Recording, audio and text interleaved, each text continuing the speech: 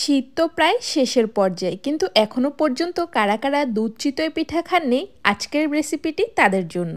কোনো ধরনের মাটির পাতিল ছাড়াই বাসায় থাকা ননস্টিকের পাতিলের মধ্যে বানিয়ে নিতে পারবেন এরকম ফুলকো ফুলকো চিতই পিঠা। আর দেখেই হয়তো বুঝতে পারছেন চিতই পিঠাগুলো কতটা ছিদ্রযুক্ত। তাও যদি হয় বাজারের কিনা শুকনো চালের গুঁড়ো দিয়ে, তাহলে আর কথা কিসের। এখনই বানিয়ে ফেলুন ঝটপট চিতই পিঠা। আমি একসাথে অনেকগুলো চিতই পিঠা বানাবো, তাই আমি একটি বলে নিয়ে নিচ্ছি 4 কাপ পরিমাণ বাজারের কিনা শুকনো চালের গুঁড়া। এর সাথে দিয়ে দিয়েছি 1 চা চামচ পরিমাণ লবণ আর 1.5 চা চামচ পরিমাণ বেকিং সোডা। আর আমি আজকে এই বেকিং সোডাটি ব্যবহার করেছি।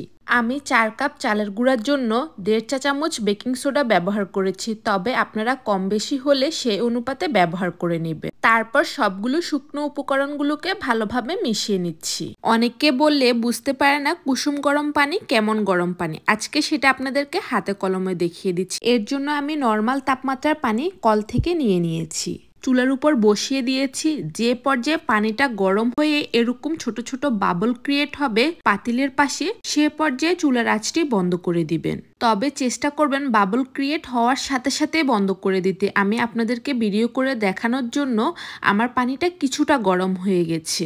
আর আরেকটি টিপস দিয়ে রাখি, যদি মনে করেন আপনাদের পানিটা একটু বেশি গরম হয়ে গিয়েছে, তাহলে এ পর্যায়ে 1 কাপ পরিমাণ নর্মাল টেম্পারেচারের পানি এর মধ্যে মিশিয়ে দিবেন, তাহলে পানিটা ব্যালেন্স হয়ে যাবে। এবার আমি এই পানিটি ব্যবহার করব চালের গুঁড়াটি মিশিয়ে নেওয়ার জন্য। এর জন্য প্রথমে আমি 2 কাপ পরিমাণ গরম পানি দিয়ে মিশিয়ে নিচ্ছি। যেহেতু পানিটা গরম, তাই আমি একটি স্প্যাচুলার দিয়ে কিছুটা মিশিয়ে নিয়ে এর মধ্যে আরও 1 কাপ পরিমাণ গরম পানি দিয়ে দিয়েছি। আসলে আমরা বাঙালি মানুষ, আমাদের হাত দিয়ে কোনো কিছু কাজ না করলে মনে হয় যেন কাজটি অসম্পূর্ণ, তাই আমি এই গোলাটি হাত দিয়ে মিশিয়ে নিচ্ছি সবশেষে। তবে আপনারা কেউ চামচের সাথে কমফোর্ট হলে চামচ দিয়েও মিশিয়ে নিতে পারেন। টোটাল আমি 3 কাপ পরিমাণ গরম পানি দিয়ে এই গোলাটি প্রথমে মিশিয়ে নিই। যেহেতু আমার পানিটা কিছুটা গরম হয়ে গিয়েছে, তাই আমি এ পর্যায়ে দিয়ে দিচ্ছি 2 কাপ পরিমাণ নর্মাল পানি। টোটাল আমি এখানে 5 কাপ পরিমাণ পানি ব্যবহার করেছি। প্রথম 3 কাপ গরম পানি, পরের 2 কাপ নর্মাল পানি দিয়ে গোলাটা ভালোভাবে হাত দিয়ে মেখে মিশিয়ে নিচ্ছি। আর যদি আপনারা কুসুম গরম পানি ব্যবহার করেন, তাহলে সম্পূর্ণ পানিটি কুসুম গরম পানি ব্যবহার করবেন, নর্মাল পানি ব্যবহার করার কোনোই দরকার নেই। হাত দিয়ে মিশিয়ে নেওয়ার পরে এবার আমি হ্যান্ড উইক্স দিয়ে কিছুক্ষণ ধরে এই ব্যাটারটাকে ফেটিয়ে নিচ্ছি। আর যেহেতু বাজারের কিনা চালের গুঁড়া কিছুটা সুজির মতো ভাব থাকে, তাই যত বেশি ফেটিয়ে নেবেন ততই পিঠাটা ফুলকো হবে। তবে সবচেয়ে সহজ উপায় হচ্ছে এই ব্যাটারটি মিশিয়ে নেওয়ার পরে যদি আপনারা এই ব্যাটারটিকে ভালোভাবে ব্লেন্ডারে ব্লেন্ড করে নিতে পারেন 2-3 মিনিটের জন্য, তাহলে আরও বেশি পারফেক্ট মিশ্রণ তৈরি হবে পিঠা বানানোর জন্য। তাই আমি সবগুলো মিশ্রণ ব্লেন্ডারে ভালোভাবে 2-3 মিনিট ধরে ব্লেন্ড করে নিয়েছি। আমার মিশ্রণটি বেশি হওয়ার কারণে আমি 2 বারে ব্লেন্ড করে নিয়েছি, তাই দুটোটাকে ভালোভাবে মিশিয়ে নিচ্ছি। আপনাদেরকে আরও একটি টিপস দিয়ে রাখি, যদি মনে হয় আপনাদের এই মিশ্রণটি বেশি পাতলা হয়ে গেছে, তাহলে ব্লেন্ড করার সময় আরও 2-3 টেবিল চামচ পরিমাণ চালের গুঁড়া মিশিয়ে ব্লেন্ড করে নেবেন। এই যে দেখুন, আপনাদেরকে দেখিয়ে দিচ্ছি মিশ্রণটি কি পরিমাণ ঘনত্বের হবে। এবার পিঠা বানানোর পালা। এর জন্য আমি চুলার উপর পাতিলটি বসিয়ে দিয়েছি গরম হওয়ার জন্য। আর চিতই পিঠা যেই পাতিলে বানান না কেন, প্রথমে সেই পাতিলটাকে ভালোভাবে গরম করে নিতে হবে, তাহলে পিঠাগুলো ফুলকো হবে। পাতিলটি ভালোভাবে গরম হওয়ার পর আমি এর মধ্যে 1.5 চামচ পরিমাণ মিশ্রণটি দিয়ে ঢাকনা দিয়ে ঢেকে রেখেছি। 3 মিনিট পরে ঢাকনাটা উঠিয়ে আপনাদেরকে দেখিয়ে দিচ্ছি কিরকম জালি জালি হয়েছে পিঠাটিতে। তবে এখনো ভালোভাবে সম্পূর্ণ পিঠাটি হয়নি, তাই আমি আবারও ঢাকনা দিয়ে অপেক্ষা করছি পিঠাটি হওয়ার জন্য। এই যে দেখতেই পাচ্ছেন পিঠাটি কতটা ফুলকো আর ছিদ্রযুক্ত হয়েছে, মাশাআল্লাহ বলতে কিন্তু ভুলবেন না।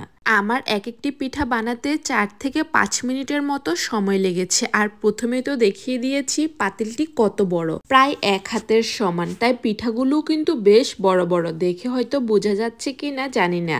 এখন আপনাদেরকে দেখিয়ে দিচ্ছি প্রথম পিঠাটি। দেখুন সামনে কতটা ছিদ্রযুক্ত আর পিছনেও কিরকম ছিদ্রযুক্ত আর ক্রিস্পি হয়েছে। বিশ্বাস না হলে কিন্তু একবার বাসায় বানিয়ে দেখতে পারেন, তারপর আমাকে জানাতে পারেন আসলে পিঠাটা কি হয়েছে না হয়নি।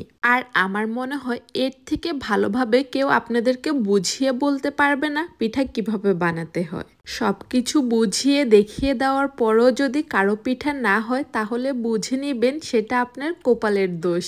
প্রথম পিঠাটি বানিয়ে তো আপনাদেরকে দেখিয়ে দিয়েছি পিঠাটি কেমন হয়েছে, তাও আবারও দেখিয়ে দিচ্ছি সবগুলো পিঠা তো বানানো শেষ। এবার পিঠাগুলোকে রস ভিজানোর জন্য একটি পাতিলে নিয়ে নিচ্ছি 2.5 লিটার পরিমাণ লিকুইড দুধ। আর এই পরিমাণটি হলো 4 কাপ পরিমাণ চালের গুঁড়ার জন্য, তবে চেষ্টা করবেন দুধের পরিমাণটা আরও কিছুটা বাড়িয়ে নেওয়ার, তাহলে পিঠা ভিজানোর পরে অনেকটাই পরিমাণ রস থাকবে। এবার দিয়ে দিচ্ছি 1/2 কাপ পরিমাণ গুঁড়া দুধ, ঘ্রাণের জন্য 4-5টি এলাচি, 1 টুকরো দারচিনি আর 1 চামচের মতো লবণ। তারপর সবকিছুকে ভালোভাবে মিশিয়ে চুলার আঁচটি অন করে দিতে হবে আর অপেক্ষা করতে হবে দুধে বলক ওঠা পর্যন্ত। যেহেতু গুঁড়া দুধ ব্যবহার করেছি তাই দুধটাকে বেশিক্ষণ ধরে জাল করে নেওয়ার কোনোই দরকার নেই, 5-6 মিনিট ধরে জাল করে নিলেই হবে। তবে কেউ গুঁড়া দুধ ব্যবহার করতে না চাইলে দুধটাকে কিছুক্ষণ ধরে জাল করে ঘন করে নিতে হবে। দুধটা ঘন করতে করতে আমি এর মধ্যে দিয়ে দিচ্ছি 1 কাপ পরিমাণ নারিকেল কুড়ানো। আমি ব্যবহার করছি ফ্রোজেন নারিকেল, তবে আপনাদের কাছে যদি অপশন থাকে তাহলে অবশ্যই চেষ্টা করবেন ফ্রেশ নারিকেলটি ব্যবহার করতে, তাহলে খেতে কিন্তু আরও বেশি মজাদার হয়। এবার নারিকেলগুলোকে মিশিয়ে অপেক্ষা করতে হবে আবারও দুধে বলক ওঠা পর্যন্ত। এগুলি মিশাতে মিশাতে যতক্ষণ জাল করে নেওয়া হবে এতে যথেষ্ট, এর থেকে বেশি জাল করে নেওয়ার কোনোই দরকার নেই।